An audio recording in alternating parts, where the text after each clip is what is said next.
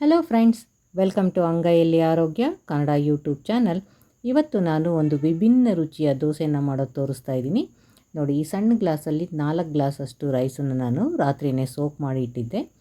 ಬೆಳಗ್ಗೆ ಅದನ್ನು ಡ್ರೈನ್ ಮಾಡಿಬಿಟ್ಟು ಅಕ್ಕಿ ಜೊತೆ ಅಷ್ಟೇ ಸಮ ಪ್ರಮಾಣದ ಕಲ್ಲಂಗಡಿ ಹಣ್ಣಿನ ಸಿಪ್ಪೆ ತಗೊಂಡು ಗ್ರೈಂಡ್ ಮಾಡ್ತಾಯಿದ್ದೀನಿ. ಅಕ್ಕಿ ಜೊತೆನೇ ಈ ಸಿಪ್ಪೆ ಗ್ರೈಂಡ್ ಮಾಡೋದ್ರಿಂದ ಅದು ನೀಟಾಗಿ ಬ್ಲೆಂಡ್ ಆಗುತ್ತೆ, ಹಾಗೆ ನೈಸಾಗಿ ರುಬ್ಬುತ್ತೆ. ಬರೀ ನಾವು ಸಿಪ್ಪೆನೇ ಮಾಡಿದ್ರೆ ಸಣ್ಣ ಸಣ್ಣ ಪೀಸುಗಳು ಹಾಗೆ ಉಳ್ಕೊಂಬಿಡುತ್ತೆ. ಹಾಗಾಗಿ ಅಕ್ಕಿ ಜೊತೆನೇ ಯಾವಾಗಲೂ ಇದನ್ನು ಗ್ರೈಂಡ್ ಮಾಡಬೇಕು. ಗ್ರೈಂಡ್ ಮಾಡಬೇಕಾದ್ರೆ ಇದಕ್ಕೆ ಜಾಸ್ತಿ ನೀರು ಹಾಕಬಾರ್ದು, ಯಾಕಂದರೆ ಸಿಪ್ಪೆಯಲ್ಲಿರೋ ನೀರಿನ ಅಂಶದ ಜೊತೆನೇ ಇದು ಗ್ರೈಂಡ್ ಆಗುತ್ತೆ. ಮತ್ತು ಸೋಕ್ ಮಾಡಿರೋ ಅಕ್ಕಿನಲ್ಲೂ ಸ್ವಲ್ಪ ನೀರಿರುತ್ತೆ. ಅಷ್ಟೇ ನೀರಲ್ಲಿ ಇದನ್ನು ಚೆನ್ನಾಗಿ ರುಬ್ಬಬೇಕು. ಮತ್ತು ತುಂಬ ನಾವು ಕಲ್ಲಂಗಡಿ ಹಣ್ಣಿನ ಸಿಪ್ಪೆ ಹಾಕಿದ್ರೂ ಅದು ಅಕ್ಕಿ ಕಲರಲ್ಲಿ ಅಥವಾ ಬ್ಯಾಟರ್ ಕಲರಲ್ಲಿ ಚೇಂಜ್ ಆಗಿರಲ್ಲ. ಇದಕ್ಕೆ ನಮಗೆ ಒಂದು 4ರಿಂದ 5 ಸ್ಪೂನಷ್ಟು ಹಸಿ ಕಾಯಿ ತುರಿನ ಹಾಕೋತಾ ಇದ್ದೀನಿ. ಇದು ಜಾಸ್ತಿ ಹಾಕಿದ್ರೂ ಟೇಸ್ಟ್ ಚೆನ್ನಾಗಿರುತ್ತೆ. ನೋಡಿ, ಅಕ್ಕಿ ಮತ್ತು ಕಲ್ಲಂಗಡಿ ಹಣ್ಣಿನ ಸಿಪ್ಪೆ ಹಾಗೆ ಕಾಯಿ ತುರಿ ಅಷ್ಟನ್ನು ಹಾಕಿ ಗ್ರೈಂಡ್ ಮಾಡಿದ್ದೀನಿ ಚೆನ್ನಾಗಿ. ಸೊ ಇದನ್ನು ನಾನು ಇನ್ನೊಂದು ಕಂಟೈನರ್ಗೆ ಟ್ರಾನ್ಸ್ಫರ್ ಮಾಡ್ಕೊತಿದ್ದೀನಿ. ಮತ್ತು ಇನ್ನೊಂದು ಟ್ರಿಪ್ಪು ಅಕ್ಕಿ, ಕಲ್ಲಂಗಡಿ ಹಣ್ಣಿನ ಸಿಪ್ಪೆ ಹಾಗೆ ಕಾಯಿ ತುರಿ ಒಟ್ಟಿಗೆ ರುಬ್ಬಿಟ್ಟು ಆ ಹಿಟ್ಟನ್ನು ಕೂಡ ಇದೇ ಕಂಟೈನರ್ಗೆ ಟ್ರಾನ್ಸ್ಫರ್ ಮಾಡ್ಕೊತಾ ಇದ್ದೀನಿ.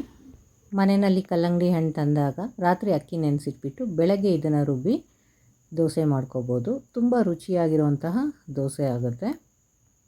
ಈ ದೋಸೆ ಬ್ಯಾಟರ್ ಫರ್ಮೆಂಟ್ ಆಗೋ ಅವಶ್ಯಕತೆ ಇಲ್ಲ, ಹಾಗಾಗಿ ರುಬ್ಬಿದ ತಕ್ಷಣವೇ ನಾವು ದೋಸೆ ಹಾಕೋಬೋದು.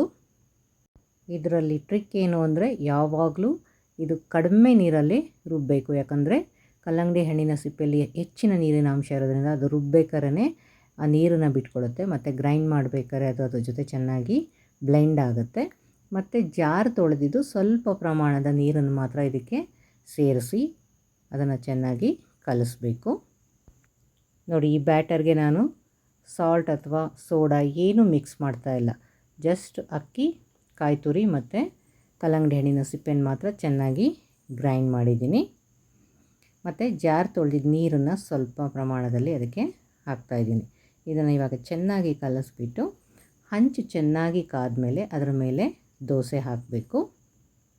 ನಾವು ಅಕ್ಕಿಗಿಂತ ಜಾಸ್ತಿ ಕಲ್ಲಂಗಡಿ ಹಣ್ಣಿನ ಸಿಪ್ಪೆ ತೊಗೊಂಡ್ರೂ ಏನೂ ಆಗೋದಿಲ್ಲ. ಮತ್ತು ಅದರಲ್ಲಿ ಕಲ್ಲಂಗಡಿ ಹಣ್ಣಿನ ಸಿಪ್ಪೆ ವಾಸನೆಯೂ ಬರೋಲ್ಲ, ಮತ್ತು ಆ ಸ್ವೀಟ್ನೆಸ್ಸು ಟೇಸ್ಟ್ ಕೂಡ ಬರೋದಿಲ್ಲ. ಇದಕ್ಕೆ ಉದ್ದಿನಬೇಳೆ, ತೊಗರಿಬೇಳೆ, ಕಡಲೆಬೇಳೆ ಏನೂ ಹಾಕಿಲ್ಲ. ಆದರೂ ಸ್ವಲ್ಪ ರೋಸ್ಟ್ ಮಾಡಿದ್ರೆ ಒಳ್ಳೆ ಕಲರ್ ಬರುತ್ತೆ. ಮತ್ತು ಮೈಲ್ಡಾಗಿ ಆ ಟೇಸ್ಟು ಸ್ವಲ್ಪ ಚೇಂಜ್ ಅನಿಸುತ್ತೆ. ಮತ್ತು ಮೈಲ್ಡಾಗಿರೋ ಪಲ್ಯ ಮತ್ತು ಚಟ್ನಿ ಜೊತೆ ತಿಂದಾಗ ಆ ಟೇಸ್ಟ್ ಡಿಫ್ರೆನ್ಸ್ ಒಂಚೂರು ಗೊತ್ತಾಗುತ್ತೆ ಅಷ್ಟೇ.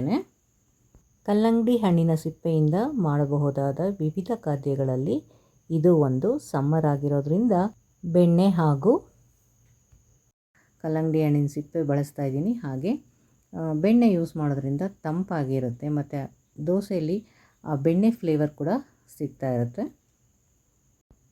ನೋಡಿ, ಮೃದುವಾದ ರುಚಿಯಾದ ದೋಸೆ ರೆಡಿ ಆಗ್ತಾಯಿದೆ. ಈ ಥರ ರೆಸಿಪಿಗಳು ನಿಮಗೆ ಇಷ್ಟ ಆದರೆ ಕಾಮೆಂಟ್ ಮಾಡಿ, ಹಾಗೆ ನನ್ನ ಚಾನಲ್ನ ಸಬ್ಸ್ಕ್ರೈಬ್ ಮಾಡಿ. ನೋಡಿ, ದೋಸೆ ರೆಡಿಯಾಗಿದೆ.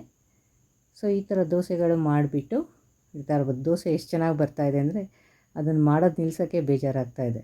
ಸ್ವಲ್ಪ ಪ್ರಮಾಣದ ಬೆಣ್ಣೆನೇ ಹಾಕ್ತಾಯಿದ್ದೀನಿ. ತುಂಬ ಬೆಣ್ಣೆನೂ ಬೇಕಾಗಿಲ್ಲ, ಯಾಕಂದರೆ ಅದ್ರಲ್ಲಿ ಕಾಯಿ ರುಬ್ಬಿರ್ತೀವಲ್ವ, ಆ ಎಣ್ಣೆ ಅಂಶ ಏನಾಗುತ್ತೆ ಅಂದರೆ ದೋಸೆನ ಹಂಚಿಂದ ಈಸಿಯಾಗಿ ಮೇಲೆ ಹೇಳೋವಾಗ ಮಾಡುತ್ತೆ. ಸೊ ಹಾಗಾಗಿ ನಾನು ಸ್ವಲ್ಪ ಬೆಣ್ಣೆನ ಹಾಕ್ತಾಯಿದ್ದೀನಿ. ಬೆಣ್ಣೆ ಹಾಕಿ ಮುಚ್ಚಿದ ಮೇಲೆ ಅದು ಹಬೆಲೆ ಬೇಯುತ್ತೆ.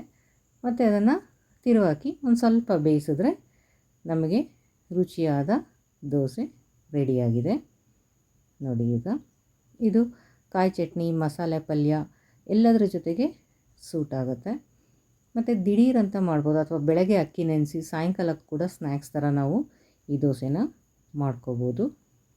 ಈ ಸಮ್ಮರಲ್ಲಿ ಎಲ್ಲರೂ ಕಲ್ಲಂಗಡಿ ಹಣ್ಣು ಮನೆಗೆ ತಂದೇ ತರ್ತೀರಾ, ತಿಂದೇ ತಿಂತೀರಾ. ಹಾಗಾಗಿ ಈ ರೆಸಿಪಿನ ಒಮ್ಮೆ ಟ್ರೈ ಮಾಡಿ ರುಚಿ ಹೇಗಿತ್ತು ಅಂತ ಕಾಮೆಂಟ್ ಮಾಡಿ.